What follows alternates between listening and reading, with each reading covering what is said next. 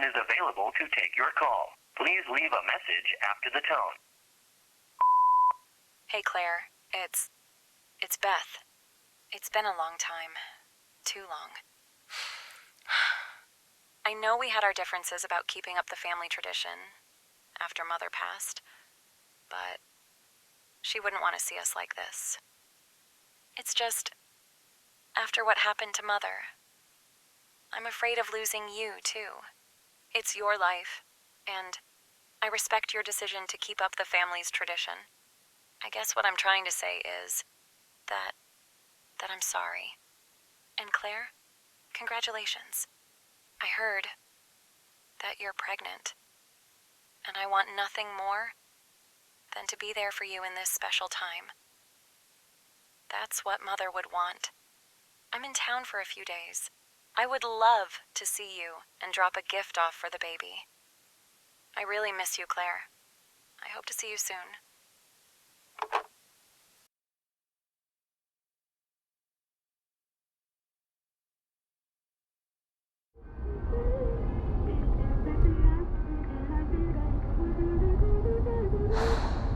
"10 years. A whole decade. And she'd rather us be at odds than to put all of this behind us.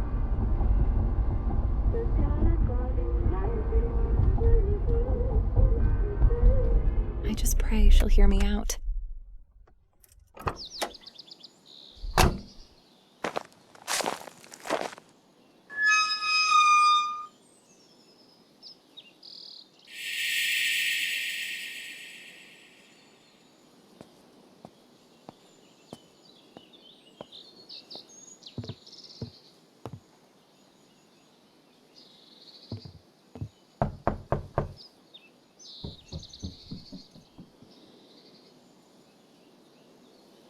Claire? The door's unlocked.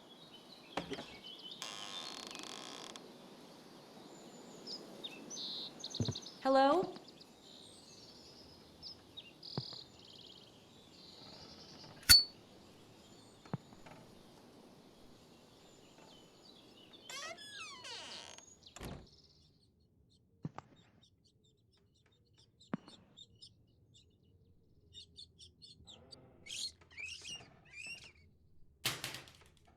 It looks like no one has been here for years.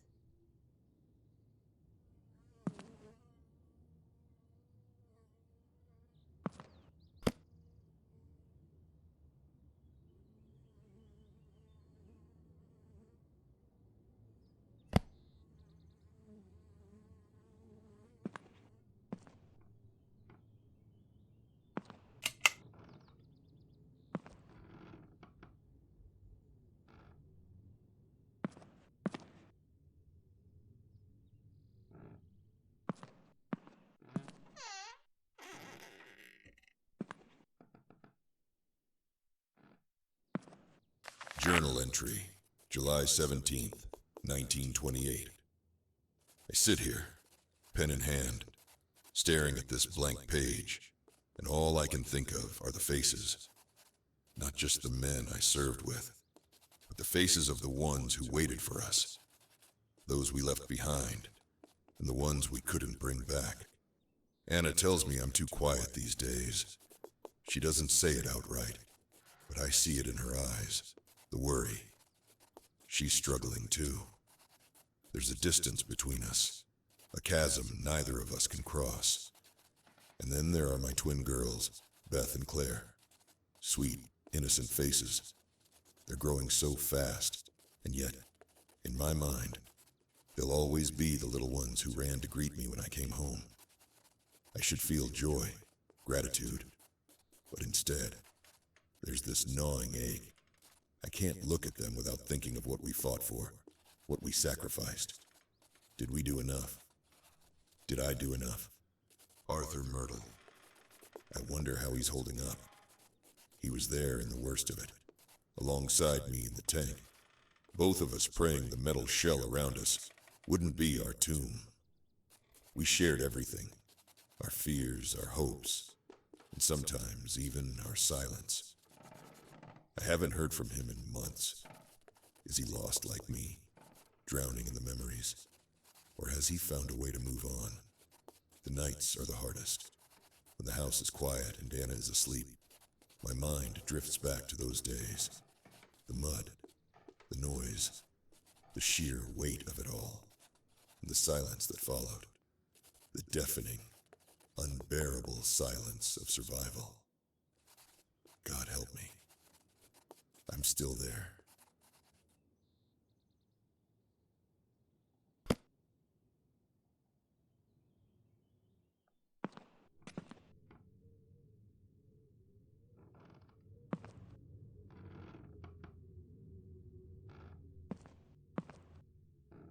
A picture of my father.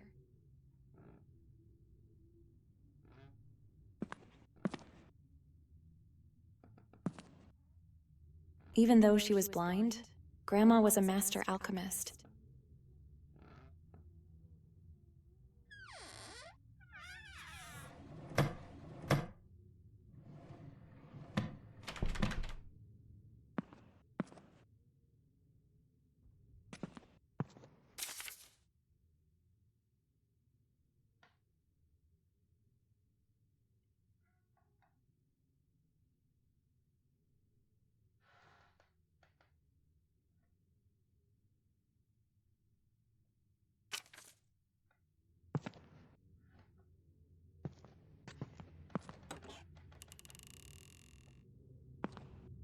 My mother was so young in this picture.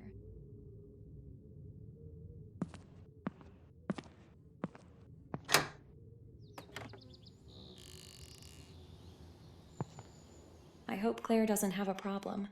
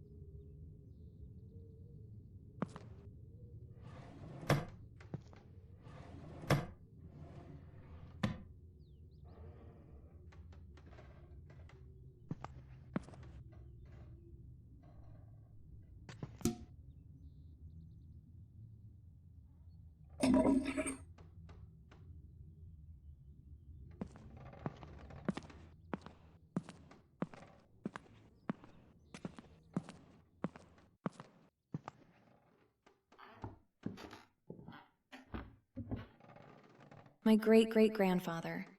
He built this house.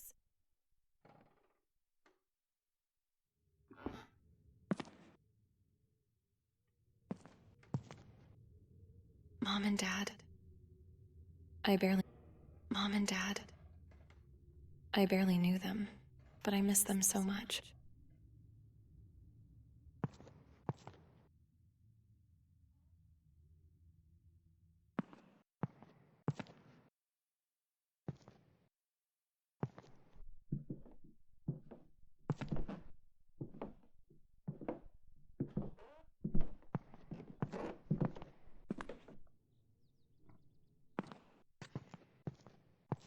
I love this picture of Claire and I. We were inseparable. Claire and I were always so close.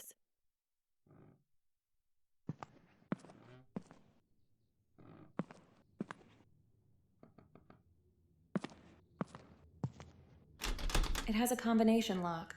I'll come back to it later.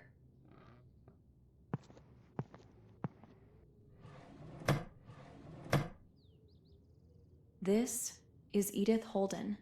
born in the 15th century, was the matriarch of the Holden lineage. Her life laid the foundation for the tradition that endured through the centuries.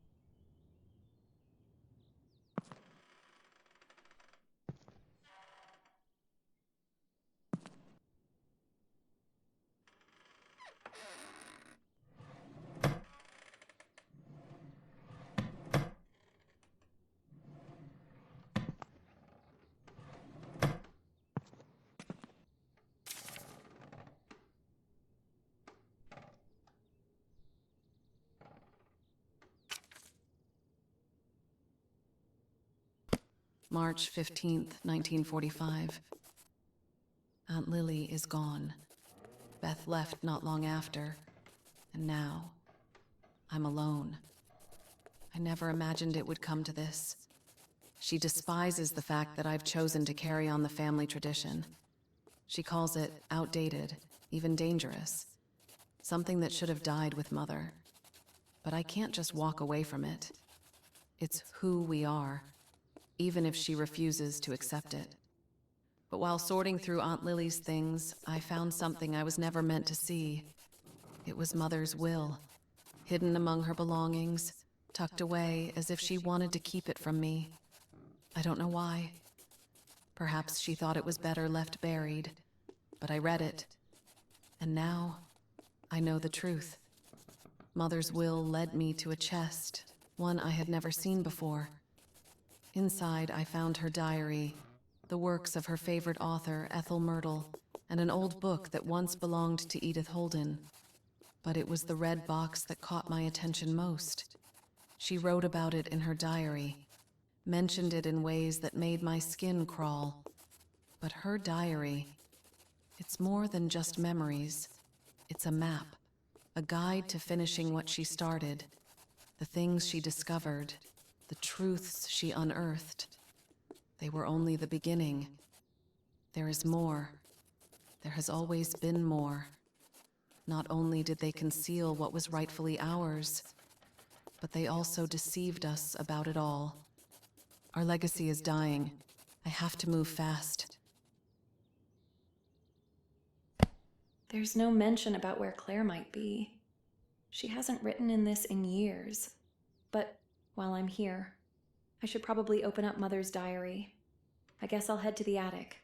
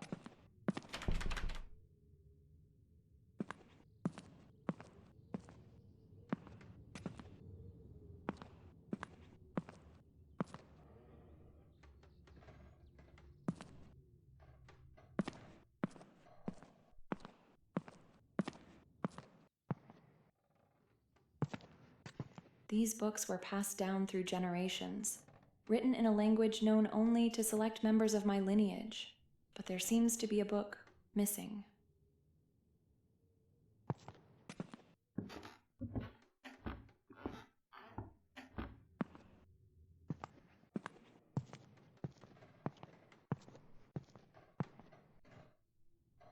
I can't reach it.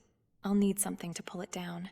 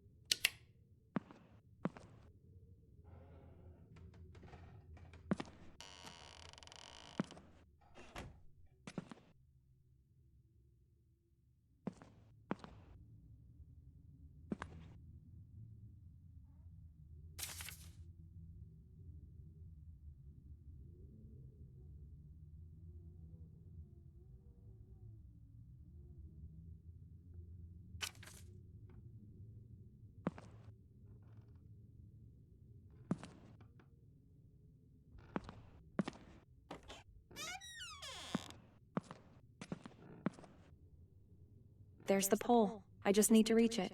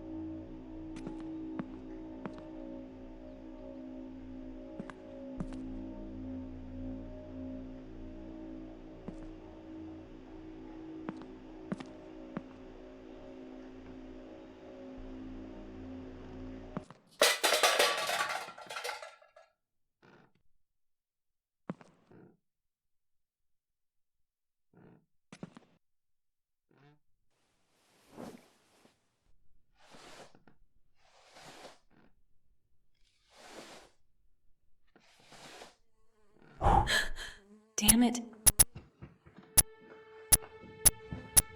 Shit, come on. Shit! Come on! I'm okay. I'm okay.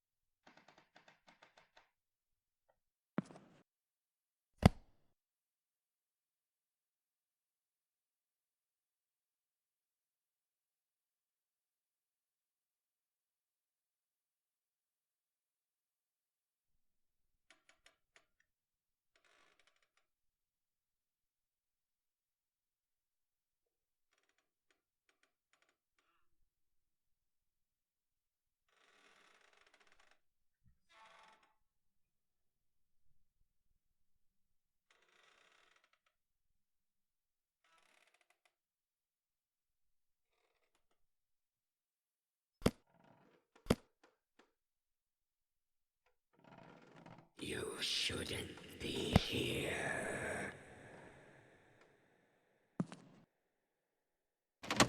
Of course it's locked. Maybe the key is locked in that room.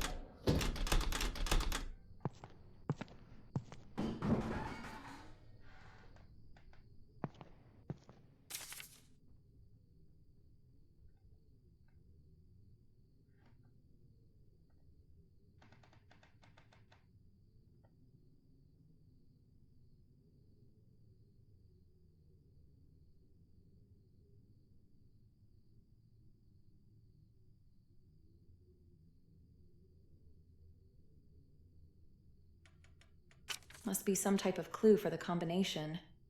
I'll take it with me.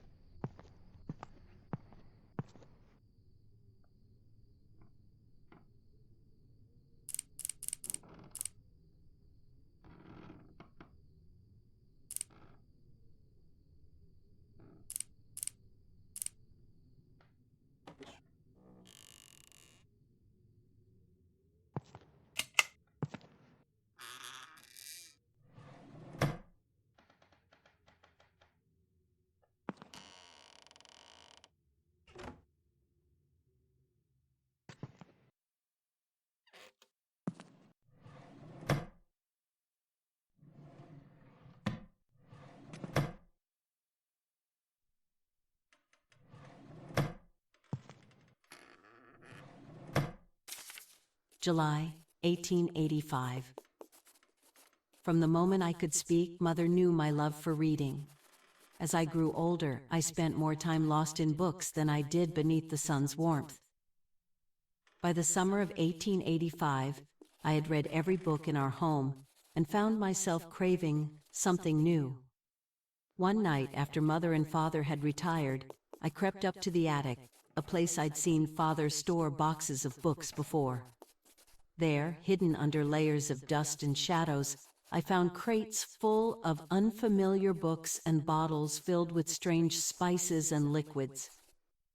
My curiosity led me to one of the books, which appeared to be full of recipes, each name matching one on the bottles, names that seemed both strange and foreign. And, on the back, my mother's name engraved. Another book told the story of Edith Holden, a woman born in the 15th century and later executed for witchcraft. At the bottom of an old, dust-covered chest, I found a final book, its pages filled with ancient texts and symbols that seemed to hold the weight of time itself. That's when it hit me. The bedtime stories Mother once shared weren't just stories, but pieces of our own family's history. I felt a sudden pang of betrayal. Why had this legacy been hidden from me? Why had they kept such a powerful truth locked away? How could you hide this from your own child?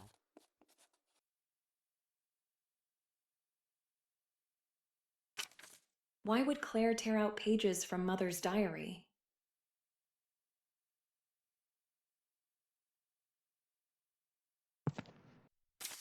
July 10th, 1953. Max called earlier, left a message while I was out. He did it, just like I expected he would. With him being a reporter, I knew he'd be able to find the location. That's the whole reason I got close to him in the first place. I needed someone with connections, someone who could get me what I couldn't find on my own. It's finally happening.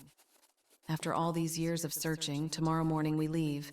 But before we leave, when Max heads to the car, I'll place his belongings in the chest in the attic alongside my mother's things. The things that hold his positive energy deserve a place next to my mother's. At first, Max was just a way in, but I fell in love. I love him more than I ever thought possible, and I know he loves me deeply too. But what makes all of this so much harder to go through with is I'm also pregnant. Max doesn't know, and he won't, but it has to be this way. He loves me. He'll understand even if he doesn't know it's coming. I just wish I could have talked to Beth. Maybe the way I feel now would have changed. Even with Max, the baby, I feel empty. This is from 10 years ago. Why hasn't anyone stepped foot in this house since? My God, I don't want to fear the worst, but I can't be certain what she was planning on doing. Claire mentioned Max's things were stored in that chest in the attic. Maybe there's something in there, something that could lead me to where Claire might be. I'll try to get the power on first. Maybe Max mentioned something in his message.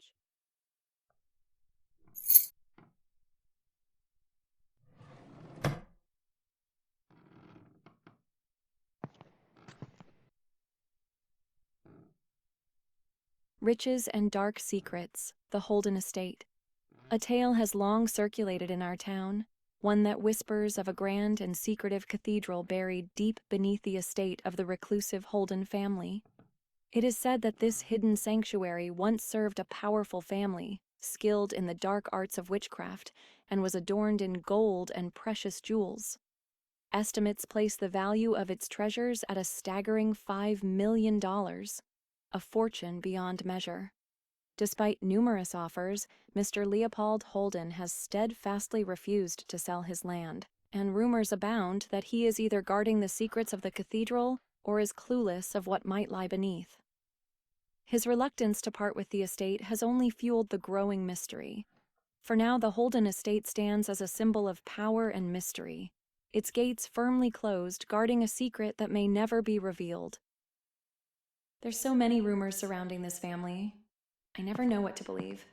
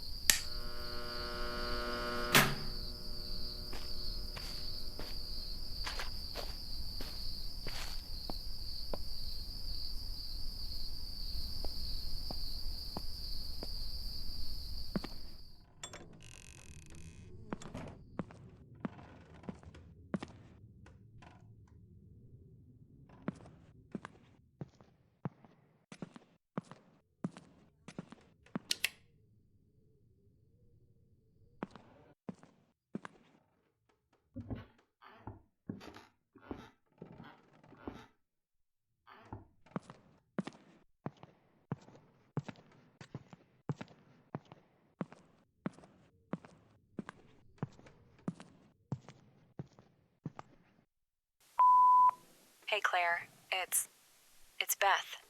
It's been a long time. Too long. I know we had our differences about keeping up the family tradition after Mother passed, but she wouldn't want to see us like this. It's just, after what happened to Mother, I'm afraid of losing you, too. It's your life, and I respect your decision to keep up the family's tradition. I guess what I'm trying to say is that I'm sorry. And Claire, congratulations. I heard that you're pregnant, and I want nothing more than to be there for you in this special time. That's what Mother would want. I'm in town for a few days. I would love to see you and drop a gift off for the baby. I really miss you, Claire. I hope to see you soon.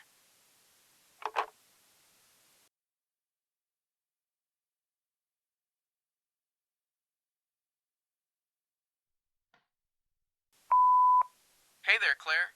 It's Max. I sure hope this fancy machine my brother cooked up is working properly.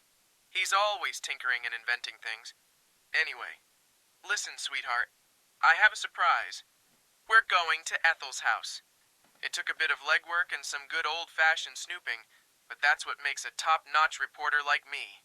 It's a bit of a haul, so I'm planning to stay the night, and we can head out first thing in the morning. I miss you, darling. I can't wait to see you. Bye now. They went to Ethel's house? But why?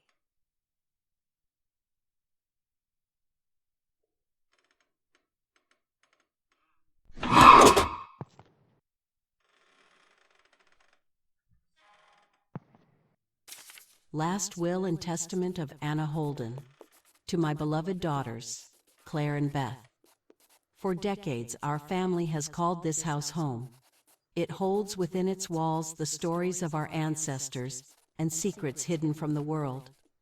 The estate, with all its lands and contents, I leave to you both to share equally. Hidden within the fireplace, awaiting those who can see beyond the ordinary. 3 figures must stand upon the mantle. A goddess of grace, with one breast bare, a man of wisdom holding truth in his hands, and the lion, fierce and proud, guarding the way. You'll then find a key, one that unlocks a chest in the attic. Within that chest lies an ancient book, once belonging to our oldest known ancestor, Edith Holden.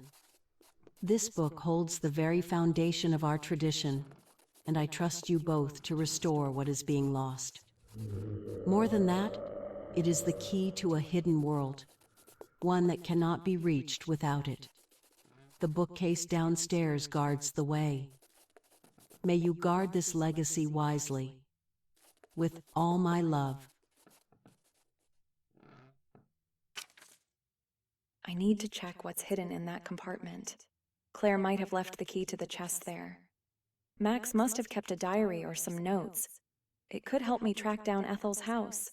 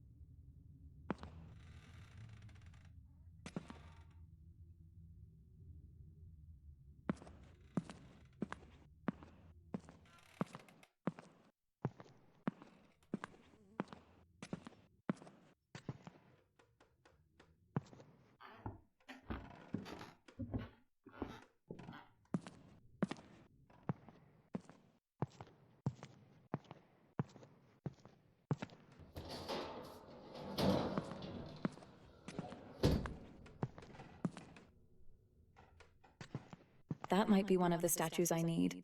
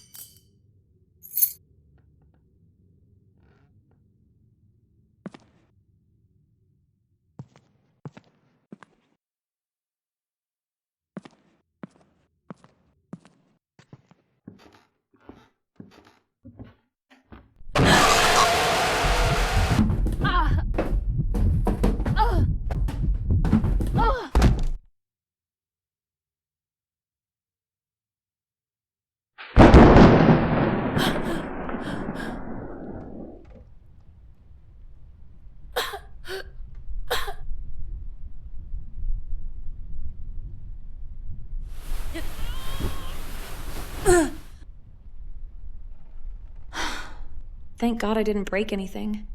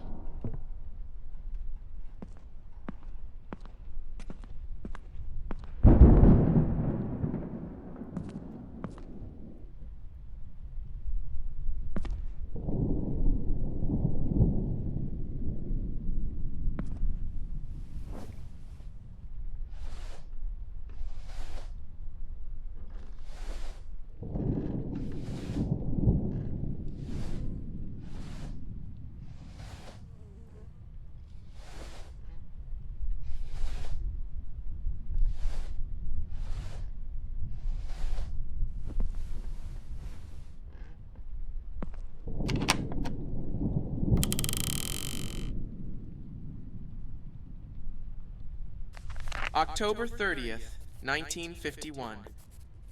My lifelong dream has finally come true I'm officially a reporter for the Classic Times. I can hardly believe it.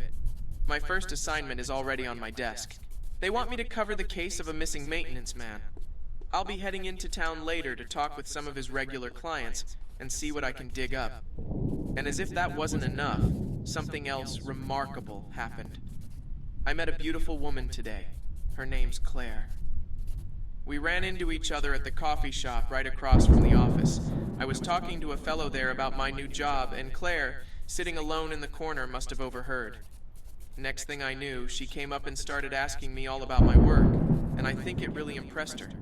I took a chance and asked her out, and she said yes right away. What a day. I think this might just be the start of something special, both in my career and maybe even my personal life. July 7th, 1953.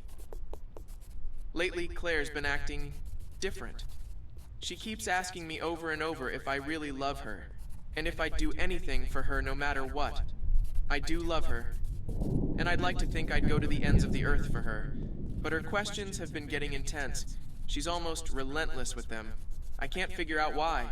She's also been fixated on these old books left behind by her mother, all written by the author Ethel Myrtle. From what Claire's told me, Ethel's life story is both tragic and fascinating. I heard the stories about the unfortunate fate of Ethel, and I'm convinced someone's hiding the truth. She's been begging me to help her track down where Ethel lived, saying it would bring her closure somehow. Then it hit me.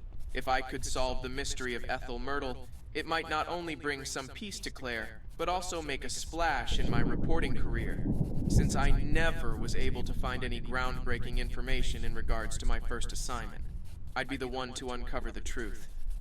I think I'll start digging around and see what I can find. Maybe it'll give Claire what she needs. But if this obsession doesn't settle down, I'm not sure where things between us are headed.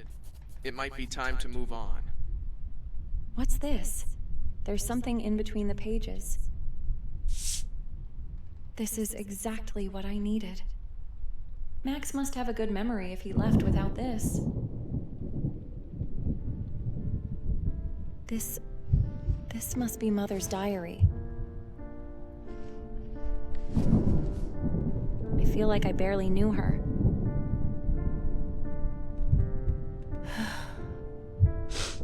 I don't think I'm ready to read this yet. This must be the box Claire was talking about. Wow, it's so beautiful. Whoa! What the hell?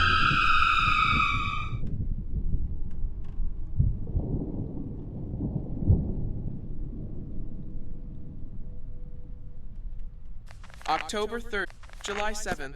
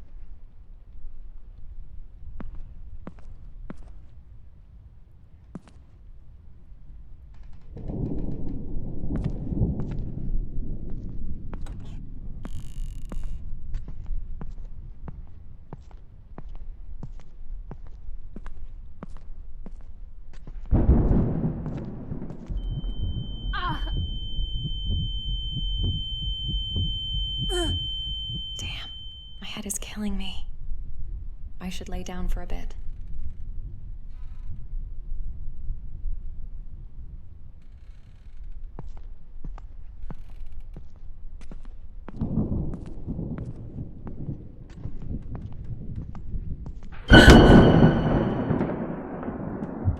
must be seeing things. That fall really messed me up.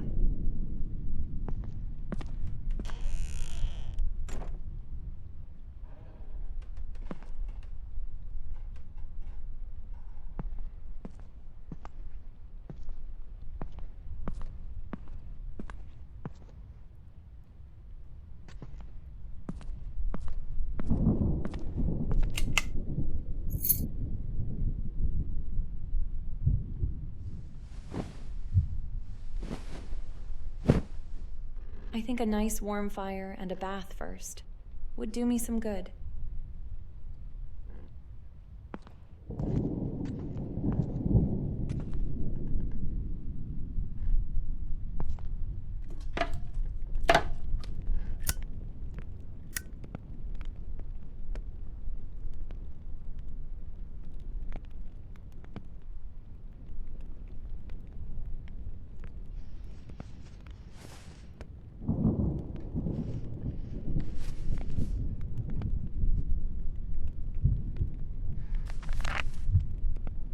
My dearest Beth and Claire, I pen these words with a heart laden in sorrow, seeking your forgiveness for abandoning you at such tender ages.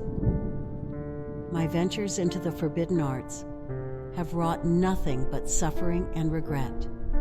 When I was younger, I was consumed by the ambition to master the craft of potions, to attain immortality and omnipotence.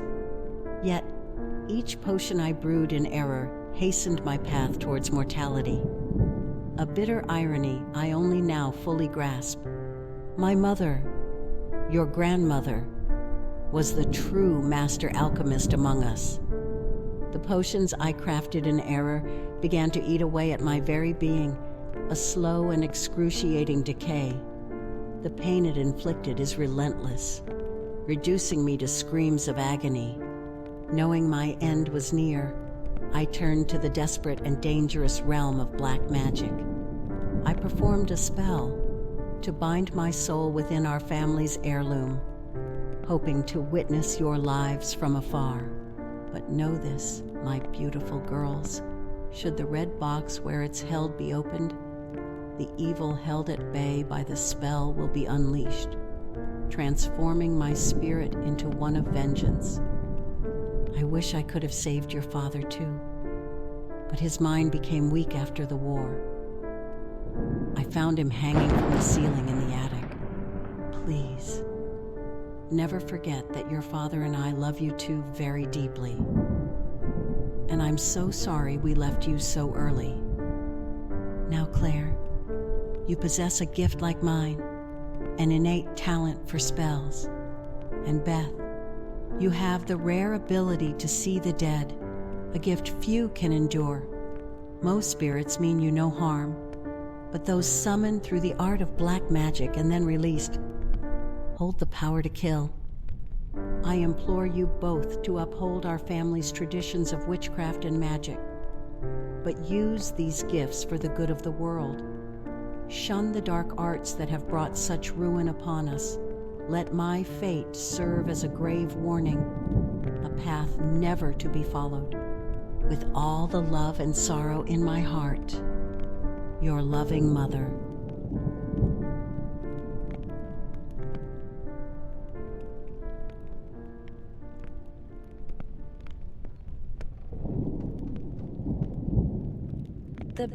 The box.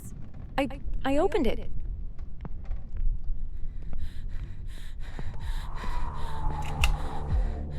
I need to get the hell out of here.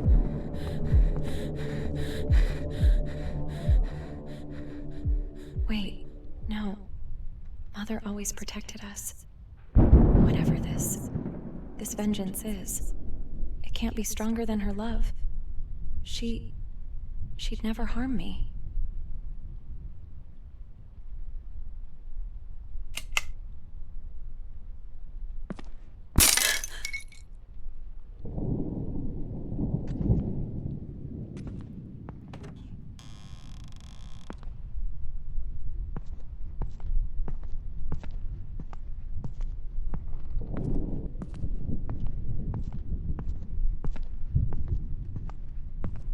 It's you.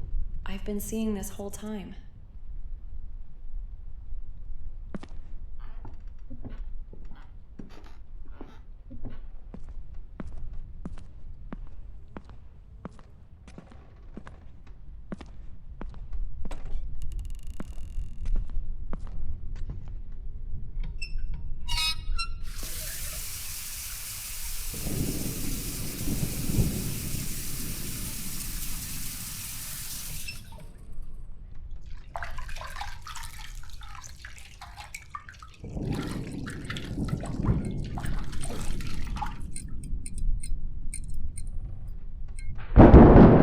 Damn it.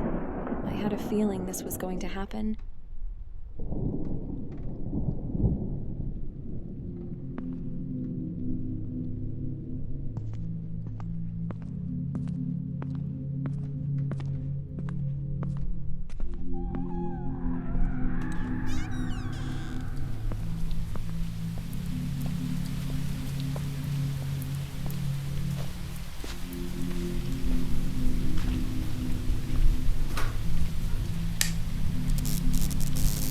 Shit.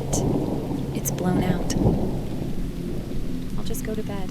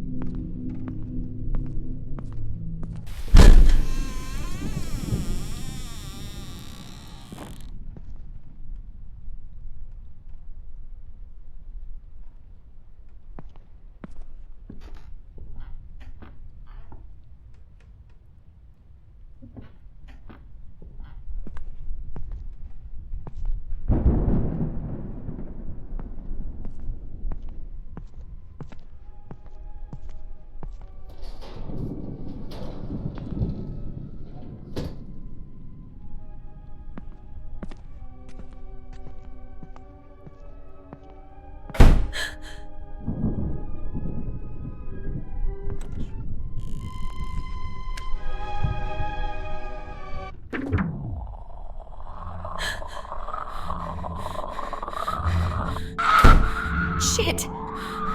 It's Mom!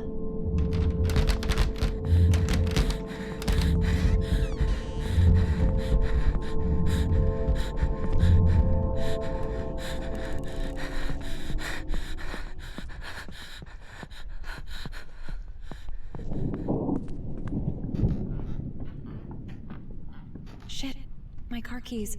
They're in the bedroom.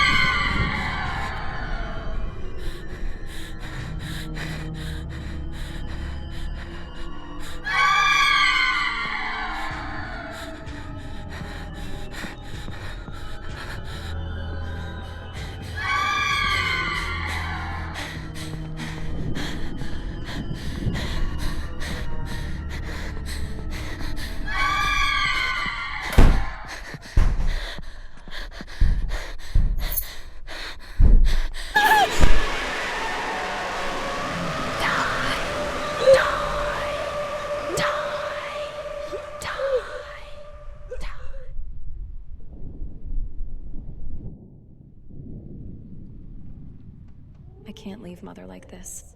I have to destroy the stone.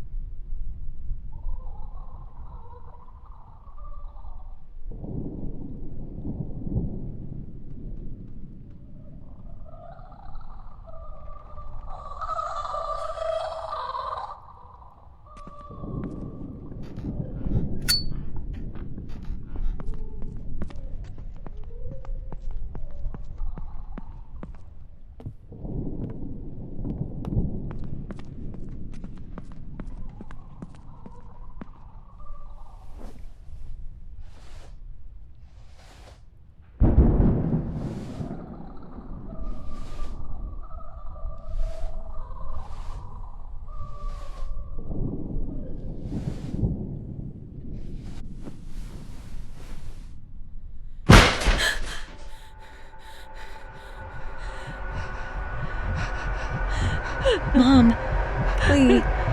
Please don't.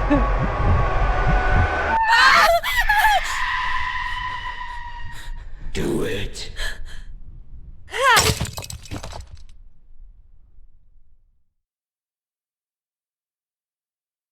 Drove for hours through the heavy rain and the muddy roads to Ethel's house. My father saved my life. Looking back, I think he was trying to stop me from opening that box, even as he was helping me search for Claire. But I guess we freed Mom together. I came here looking for my sister, but I'm afraid I'm about to find something much darker.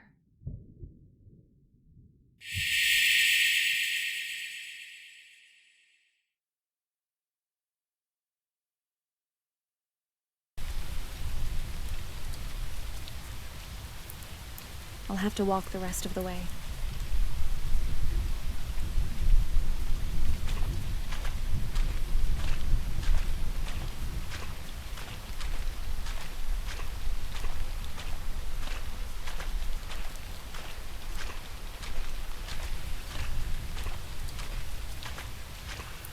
There's a light on.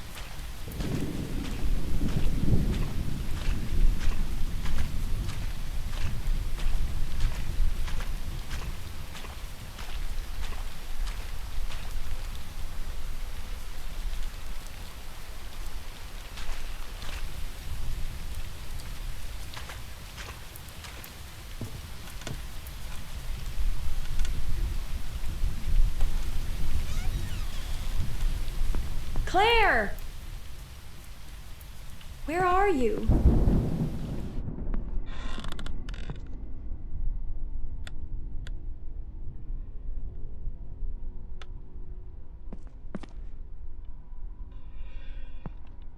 December 18th, 1949. It's been a tough journey, but I'm grateful to have my grandparents by my side when I had nothing and nobody else. I've been crashing on this couch for a few months now, and my back is constantly reminding me of the discomfort, but it's still better than the cold sidewalks I used to sleep on. Becky, I know you'll never see this, but I'm sorry for how our marriage fell apart because of my addiction. I'm proud to say I've been clean for 2 years now, though life is still tough. My grandmother's memory is fading, and it's hard to watch. She tries to write, but she can barely get through a few sentences. Still, she gets up every morning at 4 a.m. to make us both a fresh cup of coffee, and those moments on the porch mean the world to me. Pa and I don't talk like we used to, and it hurts. I thought we'd grow closer, but instead, we've drifted apart. I'm trying to figure it out.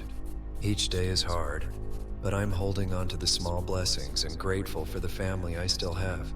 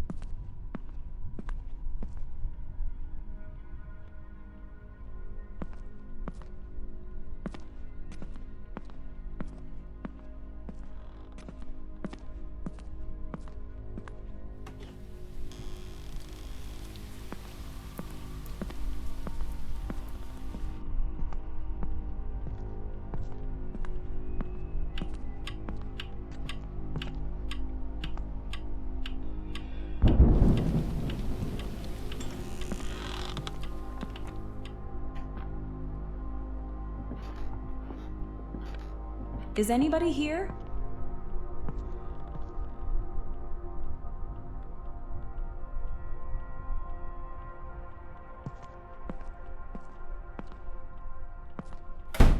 Claire? This has to be their flashlight. Max! Claire!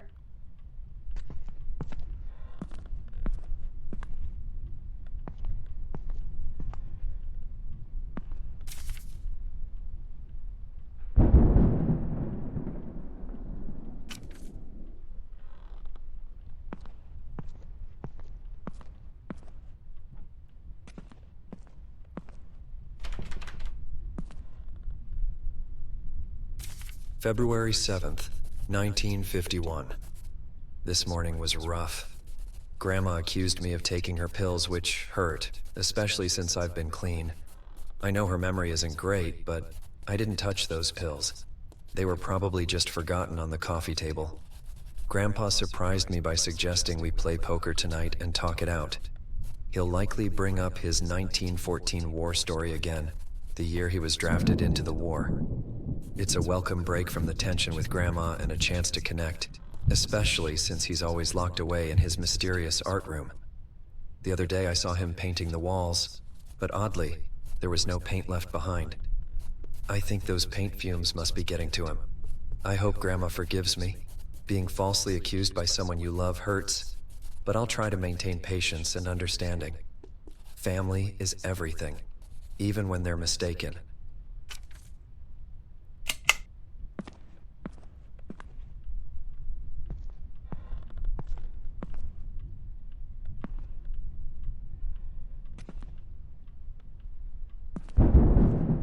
February 8th, 1951. To whom it may concern, my name is Thomas Myrtle, the grandson of Ethel and Arthur Myrtle. I have no recollection of last night's events, yet I fear I may have committed a grave act, awakening beside a pool of blood in my grandmother's room with her nowhere to be found. Our senseless argument from yesterday morning seems to have spiraled out of control. I cannot bring myself to face my family, so I'm deciding to vanish. Pa, I never intended harm towards you or Grandma, and I wish you were here to have stopped me. Grandma, my love for you is immense, and I am deeply sorry for believing I had changed. You were right, all along.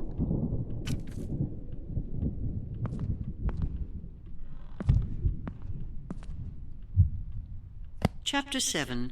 Whispers from the Art Room. Ethel sat by the window, her gaze drifting past the falling snow to the door at the end of the hallway, the entrance to Arthur's sanctuary, his art room. It beckoned to her like a forbidden realm, a place she had not dared to enter and could not in years. The art room held a mystique that both intrigued and perplexed Ethel. It was a space of secrets, a haven where Arthur retreated to unleash the depths of his creativity. But there was more to it than just painting. Ethel often wondered what mysteries lay hidden within its walls. She imagined shelves lined with jars of pigments and brushes, canvases stacked against one another like silent witnesses to Arthur's artistic journey. But what drew Arthur to his art room time and time again was not just the act of painting, but the solace it provided. It was a place where he could escape the demands of the world, where he could lose himself in the strokes of his brush and the swirls of color on his canvas. Ethel understood this, perhaps more than anyone else. She knew that Arthur's art was not just a hobby, but a lifeline, a tether to his true self in a world that often seemed indifferent to his dreams. And as she sat by the window, watching the snow fall softly outside, Ethel couldn't help but wonder what secrets lay buried within the walls of the art room. She longed to unlock its mysteries, to understand the depths of Arthur's soul that he so willingly poured into his work. But for now, she could only wait and wonder, her heart heavy with the weight of unspoken truths.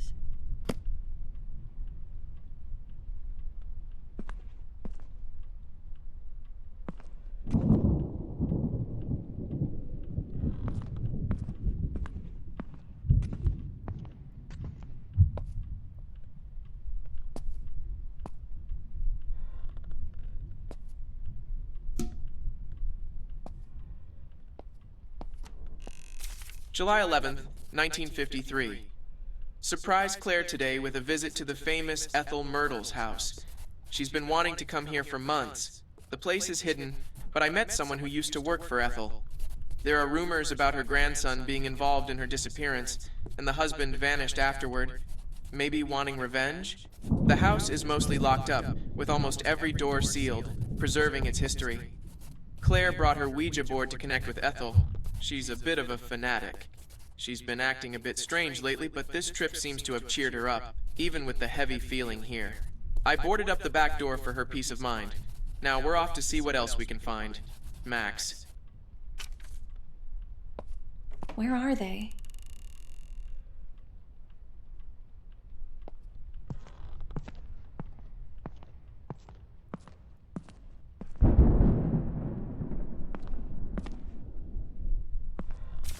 September 15th, 1949. 2 decades in this dump have left me feeling monotony's dull ache. Our grandson's arrival, though celebrated by others, only amplifies the dull ache of boredom that has settled into the very bones of this place. The walls close in as the routine of these isolated woods stifles any excitement or purpose. I often find my mind drifting back to the days of war, a time when every heartbeat mattered. Returning to that chaos feels preferable to the dreariness of this homestead. In the midst of Ethel's illness, I cling to the rhythmic purr of my truck and the solace of painting. The canvas becomes a sanctuary for my unspoken thoughts, locked away in a room only seen by my late mother. The keys to my peace rest with her. As I write on this anniversary, the ink carries the weight of unspoken desires.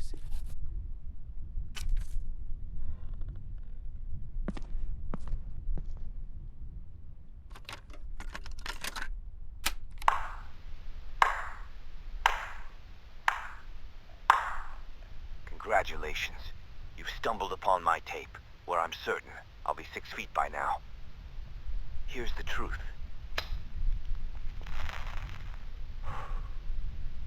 I snuffed out my wife, Ethel Myrtle, with my own hands. Craftily, I pinned the whole sordid affair on my feeble grandson. Oh, Tommy boy, you were a breeze to deceive. My hands may be dirty, but yours will bear the weight of the blame.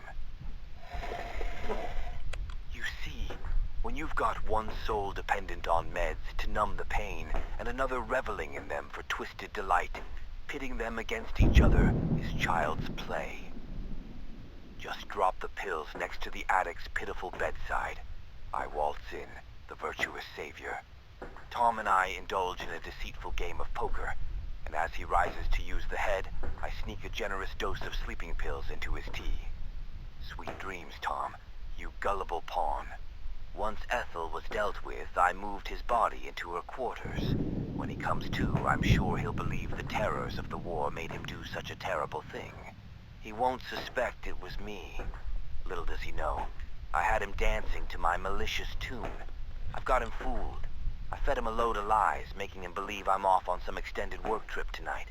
I'd kill him too, but unfortunately, he's my cover. Here's the motive.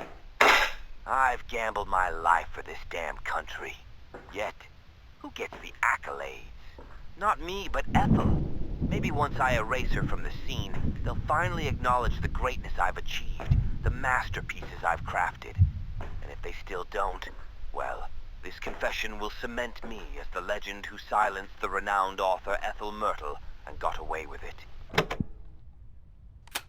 My God, you sick son of a bitch! The grandson has been innocent this whole time.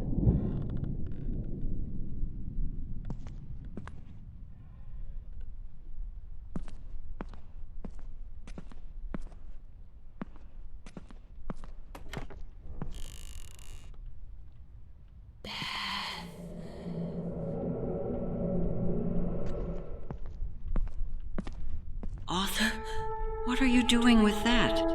You really are just a stupid writer, aren't you? Why don't I just show you?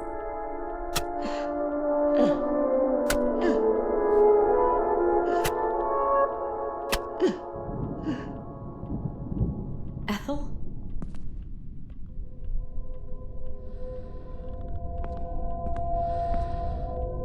My God, how could he have done this to you?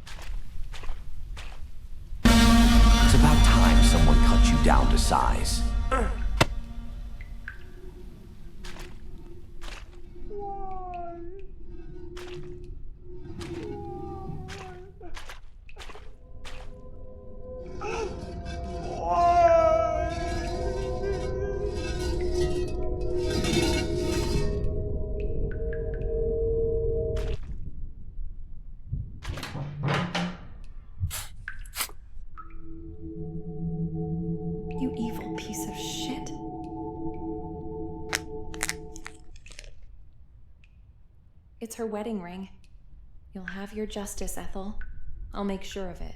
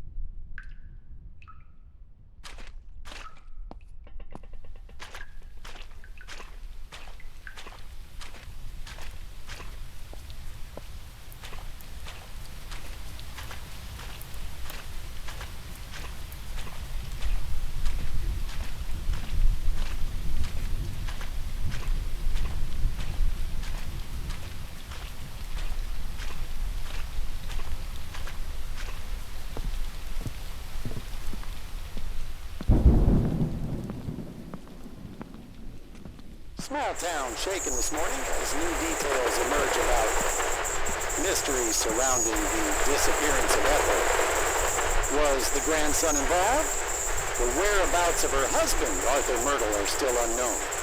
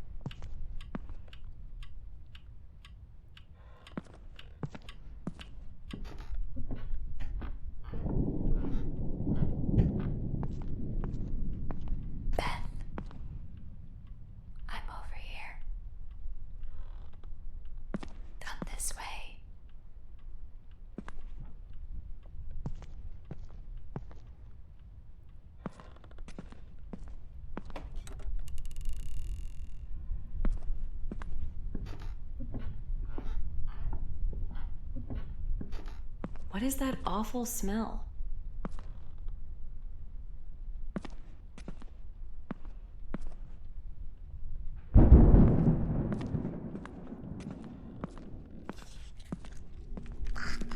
Yummy.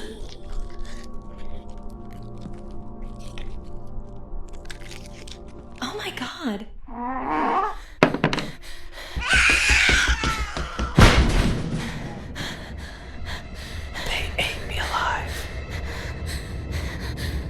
Hurry.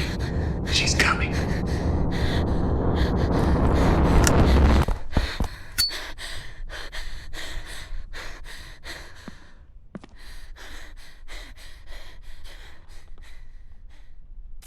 August 5th, 1963. My name is Thomas Myrtle.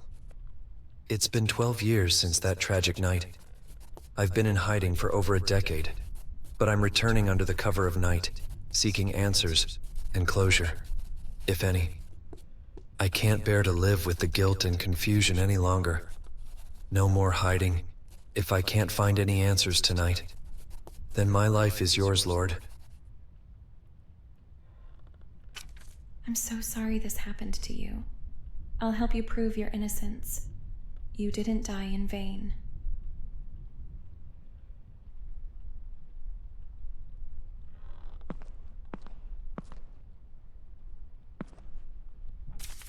My dearest Max, it's hard to put into words the turmoil swirling within me. I need you to understand that my love for you was genuine, but the path I've chosen was driven by desperation. Losing my mother at a young age left a void only Ethel could fill. Her books became my refuge, guiding me through life's trials with their messages of hope and joy. The road I've taken, deceiving you to enter her cherished haven, was not fueled by malice, but by a sense of duty. In this life, I find it hard to find a purpose, Even the prospect of motherhood couldn't anchor me in purpose. Yes, Max, I'm 3 months pregnant. I owe Ethel everything. With this book of spells and your sacrifice, I'll protect the place she once called home, and where those cherished books were born for all eternity. You once said you'd do anything for me, and I believed you. So I slipped poison into your drink, knowing you'd understand. You look so peaceful now in that bed, and I promise to protect your soul. You may rest while mine will remain here forever. Farewell, Max. Thank you for this chance, even if it means goodbye.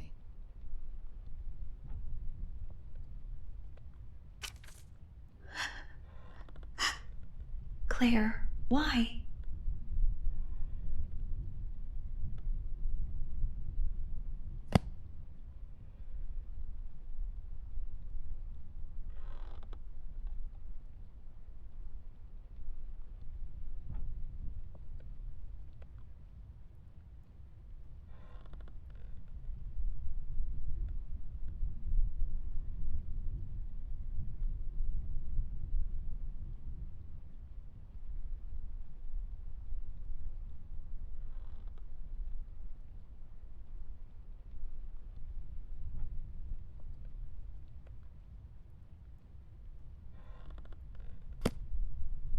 This is it. The book Mom left to Claire many years ago. It could open the passage I never believed existed, or I could destroy it and free her.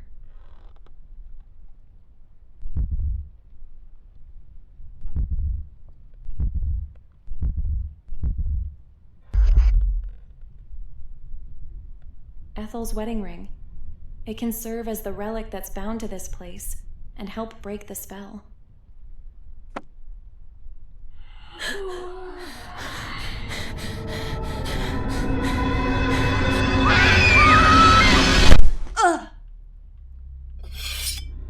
Claire, please, you don't have to do this. I can save you.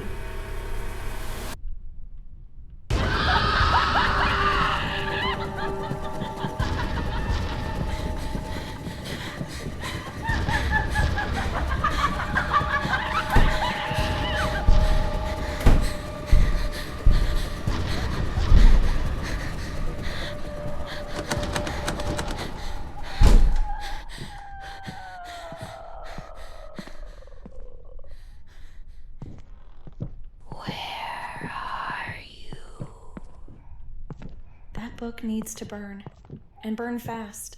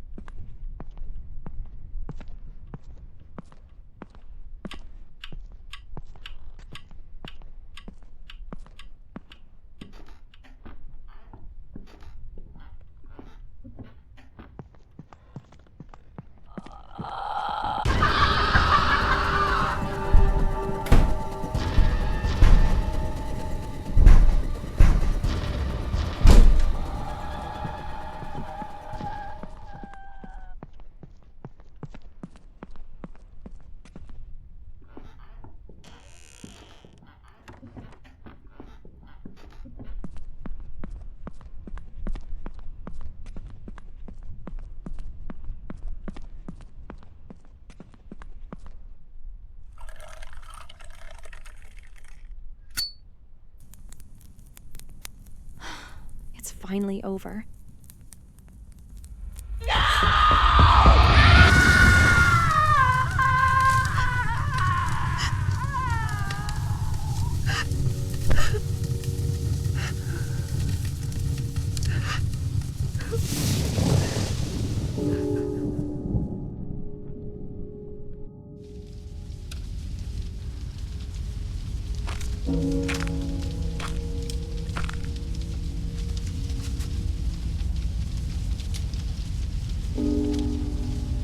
Goodbye, Claire.